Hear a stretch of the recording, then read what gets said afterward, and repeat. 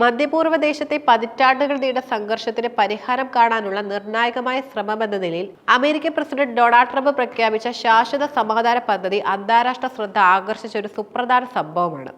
Israel Palestine പ്രശ്നത്തിൽ പ്രത്യേകിച്ച് ഗാസയിലെ യുദ്ധം അവസാനിപ്പിക്കുന്നതിനും മേഖലയിൽ സ്ഥിരത ഉറപ്പിക്കുന്നതിനും ലക്ഷ്യമിട്ടുള്ള ഈ 21 പദ്ധതി ട്രംപിന്റെ വിദേശ നയത്തിലെ ഒരു സുപ്രധാന ഇടപെടലായിരുന്നു. ഇസ്രായേൽ പ്രധാനമന്ത്രി ബെഞ്ചമിൻ നെതന്യാഹുവിനൊപ്പം ചേർന്നാണ് ട്രംപ് ഈ പദ്ധതി അവതരിപ്പിച്ചതും. ഇത് ഇസ്രായേലിന് അനുകൂലമായ നിലപാടാണ് കരാറിൽ പ്രധാനമായി പ്രതിഫലിപ്പിക്കുന്നതെന്ന വിമർശനങ്ങൾക്ക് വഴിവെച്ചു.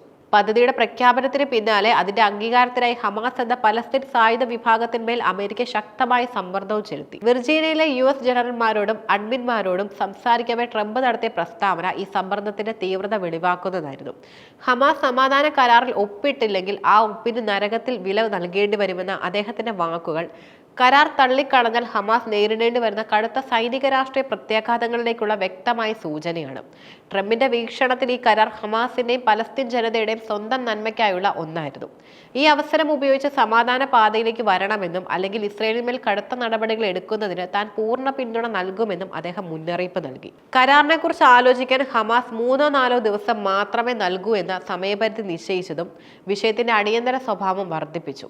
ഹമാസ് ഉടൻ ആയുധങ്ങൾ താഴെ വെച്ച് ശേഷിക്കുന്ന എല്ലാ ബന്ദികളെ മോചിപ്പിക്കണമെന്ന ശക്തമായ ആവശ്യം ഈ പദ്ധതിയുടെ കാതലായിരുന്നു. ട്രംപിന്റെ ഈ സമാധാന പദ്ധതിയുടെ പ്രധാന സവിശേഷത ഇസ്രയേലിന്റെ സുരക്ഷയ്ക്കും താൽപര്യങ്ങൾക്കും ഉയർന്ന പ്രാധാന്യം നൽകുന്നു എന്നതാണ്. പലസ്തീൻ പക്ഷത്തിൽ നിന്നുള്ള എല്ലാ ആക്രമണങ്ങളും അവസാനിപ്പിക്കുക, ഹമാസ് ബന്ദികളെ നിരുപാധികം മോചിപ്പിക്കുക, ഗാസയുടെ താൽക്കാലിക ഭരണം സംബന്ധിച്ച വ്യവസ്ഥകൾ പാലിക്കുക എന്നിവയായിരുന്നു പ്രധാന ആവശ്യങ്ങൾ.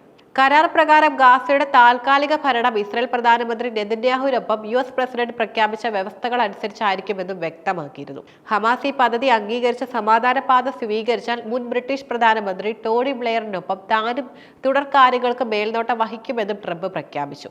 ഇത് അന്താരാഷ്ട്ര സമൂഹത്തെ കൂടി ഉൾപ്പെടുത്തി ഗാസയുടെ പുനർനിർമ്മാണത്തിനും ഭരണപരമായ കാര്യങ്ങൾക്കും മേൽനോട്ടം വഹിക്കാനുള്ള ഒരു സംവിധാനം US വിഭാവനം ചെയ്തിരുന്നു എന്നതിലേക്കും വിരൽ ചൂണ്ടുന്നു. എന്നാൽ ഹമാസ് വിസമ്മതിക്കുകയാണെങ്കിൽ ഇസ്രായേൽ പ്രധാനമന്ത്രി നെതന്യാഹുവിന്റെ തീരുമാനങ്ങൾക്ക് പൂർണ്ണ പിന്തുണ നൽകുമെന്ന ട്രംപിന്റെ പ്രഖ്യാപനം ഇസ്രായേലിന് ഗാസയിൽ കൂടുതൽ സൈനിക നടപടികൾ സ്വീകരിക്കാൻ അമേരിക്കയുടെ പച്ചക്കൊടി ലഭിക്കുമെന്ന സൂചനയാണ് നൽകുന്നത്. ട്രംപിന്റെ സമാധാന പദ്ധതിക്ക് അന്താരാഷ്ട്ര തലത്തിൽ വലിയ പിന്തുണയാണ് ലഭിച്ചതും ഈ പിന്തുണ ട്രംപിന് കൂടുതൽ ആത്മവിശ്വാസം നൽകി. പല അറബ് ഇസ്ലാമിക് രാജ്യങ്ങളും ഈ കരാറിനെ സ്വാഗതം ചെയ്തു എന്നതും ശ്രദ്ധേയമാണ്. UAE, Saudi Arabia, Qatar, Egypt, Jordan, തുർക്കി, ഇന്തോനേഷ്യ, പാകിസ്ഥാൻ എന്നീ രാജ്യങ്ങളുടെ വിദേശകാര്യ മന്ത്രിമാർ സംയുക്ത പ്രസ്താവനയിൽ ട്രംപിന്റെ ശ്രമങ്ങളെ അഭിനന്ദിക്കുകയും യുദ്ധം അവസാനിപ്പിക്കാനുള്ള അദ്ദേഹത്തിന്റെ ആത്മാർത്ഥ ശ്രമങ്ങളെ പ്രശംസിക്കുകയും ചെയ്തു.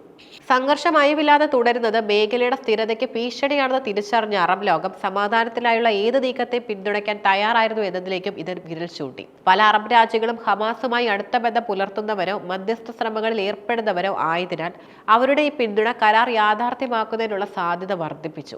ഏറെ നിർണായകമായൊരു നീക്കത്തിൽ ഇസ്രായേൽ അധിനിവേശ വെസ്റ്റ് ബാങ്കിലെ ചില ഭാഗങ്ങളുടെ നിയന്ത്രണത്തിലുള്ള പലസ്തീൻ അതോറിറ്റി പോലും ഈ പദ്ധതിയെ പിന്തുണയ്ക്കുന്നുവെന്നും പ്രഖ്യാപിച്ചു. മേഖലയിൽ സമാധാനം കൈവരിക്കുന്നതിൽ അമേരിക്കയുമായുള്ള പങ്കാളിത്തത്തിന്റെ പ്രാധാന്യവും അവർ എടുത്തു പറഞ്ഞു. പലസ്തീൻ അതോറിറ്റിയും ഹമാസും തമ്മിൽ നിലനിൽക്കുന്ന രാഷ്ട്രീയ ഭിന്നതകൾക്കിടയിലും ഒരു സമാധാന കരാറിന് ലഭിക്കുന്ന ഈ പിന്തുണ പദ്ധതിയുടെ പ്രായോഗികതയെക്കുറിച്ച് പ്രതീക്ഷ നൽകുന്നതായിരുന്നു. യൂറോപ്പിലെ പ്രധാന ശക്തികളും ട്രംപിന്റെ ശ്രമങ്ങളെ സ്വാഗതം ചെയ്തു. ബ്രിട്ടീഷ് പ്രധാനമന്ത്രി കീർ സ്റ്റാർമർ പദ്ധതിയെ സ്വാഗതം ചെയ്യുകയും എല്ലാ കക്ഷികളും ഒത്തുചേരാനും കരാർ അന്തിമമാക്കാനും US ഭരണകൂടവുമായി പ്രവർത്തിക്കാനും ആഹ്വാനം ചെയ്യുകയും ചെയ്തു. യുദ്ധം അവസാനിപ്പിക്കാനും ബന്ദികളെ മോചിപ്പിക്കാനുമുള്ള ശ്രമങ്ങൾക്ക് എല്ലാ സഹായവും നൽകാൻ തയ്യാറാണെന്ന് ഫ്രഞ്ച് പ്രസിഡന്റ് ഇമ്മാനുവൽ മക്രോണും പ്രഖ്യാപിച്ചു. ഇറ്റലിയുടെ പ്രധാനമന്ത്രി ജോർജിയ മെലോണിയും സമാധാന കരാറിന് പൂർണ്ണ പിന്തുണ പ്രഖ്യാപിച്ചു. ഈ അന്താരാഷ്ട്ര പിന്തുണ ഹമാസിനുമേൽ സമ്മർദ്ദം വർദ്ധിപ്പിക്കുകയും കരാർ അംഗീകരിക്കാൻ ഹമാസ് നിർബന്ധിതരാകാനുള്ള സാധ്യത വർദ്ധിപ്പിക്കുകയും ചെയ്തു. ട്രംപിന്റെ കടുത്ത മുന്നറിയിപ്പുകൾക്കിടയിലും ഈ നിർദ്ദേശങ്ങൾ അടങ്ങിയ ഈ സമാധാന പദ്ധതിയിൽ ഹമാസ് അപ്പോഴും ഒപ്പിട്ടിരുന്നില്ല. എന്നാൽ അവർ കരാർ അംഗീകരിക്കാൻ സാധ്യതയുണ്ടെന്ന സൂചനകളാണ് പുറത്തു വന്നത്. സമാധാന ചർച്ചകളിലെ മധ്യസ്ഥരായ ഈജിപ്തിനോടും ഖത്തറിനോടും ഉടൻ തന്നെ പദ്ധതിയോടുള്ള പ്രതികരണം അറിയിക്കുമെന്ന് ഹമാസ് വൃന്ദങ്ങൾ വ്യക്തമാക്കുകയും ചെയ്തു. ഹമാസിനെ സംബന്ധിച്ചിടത്തോളം ഈ കരാർ അംഗീകരിക്കുന്നത് തങ്ങളുടെ സായുധ പോരാട്ടം അവസാനിപ്പിക്കേണ്ടതിന്റെയും ബന്ദികളെ മോചിപ്പിക്കേണ്ടതിന്റെ ആവശ്യകതയിലേക്ക് അവരെ എത്തിക്കും. ഇത് അവരുടെ രാഷ്ട്രീയ നിലനിൽപ്പിന് വെല്ലുവിളിയാകാനുള്ള സാധ്യതയുണ്ടെങ്കിലും അന്താരാഷ്ട്ര തലത്തിലുള്ള കടുത്ത സമ്മർദ്ദവും ഇസ്രായേൽ നടപടികൾക്കുള്ള US പിന്തുണയും അവർക്ക് മറ്റു വഴികൾ ഇല്ലാതാക്കി. ഡൊണാൾഡ് ട്രംപിന്റെ നേതൃത്വത്തിൽ അവതരിപ്പിച്ച ഗാസ സമാധാന പദ്ധതി മധ്യപൂർവ്വദേശത്ത് സമാധാനം കൊണ്ടുവരാനുള്ള ശക്തമായൊരു രാഷ്ട്രീയ നീക്കമായിരുന്നു. നരകത്താക്കിയതുപോലുള്ള കടുത്ത പ്രസ്താവനകൾ വഴി ഹമാസിനുമേൽ സമ്മർദ്ദം ചെലുത്താനും അറബ് യൂറോപ്യൻ രാജ്യങ്ങളുടെ ഏകോപിത പിന്തുണ നേടാനും ട്രംപിന് കഴിഞ്ഞു. ഹമാസിന്റെ അന്തിമ തീരുമാനം എന്തായിരുന്നാലും ഈ നീക്കം ഇസ്രായേൽ പലസ്തീൻ സംഘർഷത്തിന്റെ ചരിത്രത്തിലെ ഒരു നിർണായക ഇടപെടലായി നിലനിൽക്കുന്നു. യുദ്ധം അവസാനിപ്പിച്ച മേഖലയിൽ സ്ഥിരമായി സമാധാനം സ്ഥാപിക്കുന്നതിന് ഈ പദ്ധതി എത്രത്തോളം വിജയിക്കുമെന്നതായിരുന്നു ലോകം ഉറ്റുനോക്കിയിരുന്ന പ്രധാന ചോദ്യം. ഗാസയിലെ തീവ്രമായ സൈനിക നടപടികളിലൂടെയും പലസ്തീൻ പ്രദേശങ്ങളിലെ ഇസ്രായേൽ നയങ്ങളുടെയും ഫലമായി ഇസ്രായേൽ ആഗോളതലത്തിൽ ഒറ്റപ്പെടുന്ന ഒരു പ്രവണത അടുത്ത കാലത്തായി ശക്തമായിട്ടുണ്ട്. ഇസ്രായേൽ നടത്തുന്ന യുദ്ധത്തിന്റെ മനുഷ്യാവകാശ ലംഘനങ്ങൾ സംബന്ധിച്ച ആരോപണങ്ങളും വെസ്റ്റ് ബാങ്കിലെ അനധികൃത കുടിയേറ്റ കേന്ദ്രങ്ങൾ വികസിപ്പിക്കുന്നതുമാണ് ഈ ഒറ്റപ്പെടലിന്റെ പ്രധാന കാരണങ്ങൾ.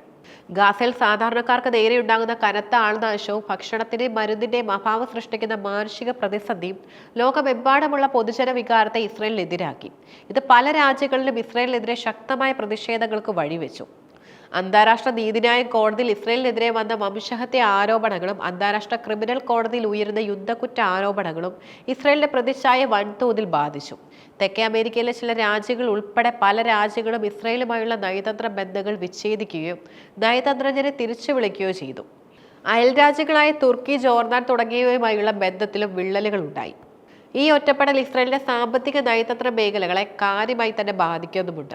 പല അന്താരാഷ്ട്ര സ്ഥാപനങ്ങളും അക്കാദമിക് വേദികളും ഇസ്രായേലുമായി സഹകരിക്കുന്നതിൽ നിന്ന് പിന്മാറുന്നു. ശക്തമായ സൈനിക ശക്തി ഉണ്ടെങ്കിലും അന്താരാഷ്ട്ര നിയമങ്ങളെയും പൊതുസമിതിയെയും അവഗണിക്കുന്നത് ഇസ്രായേലിന്റെ ഭാവിയിൽ വലിയ നയതന്ത്ര പ്രതിസന്ധികൾ സൃഷ്ടിക്കാനുള്ള സാധ്യതയും ഉണ്ടാക്കുന്നു. തങ്ങളുടെ നിലനിൽപ്പ് ഉറപ്പാക്കാൻ ഏറ്റവും അടുത്ത സഖ്യകക്ഷികളുടെ പിന്തുണയെ മാത്രം ആശ്രയിക്കേണ്ടി വരുന്ന അവസ്ഥയിലേക്ക് ഇസ്രായേൽ ഇപ്പോൾ മാറിക്കൊണ്ടിരിക്കുകയാണ്.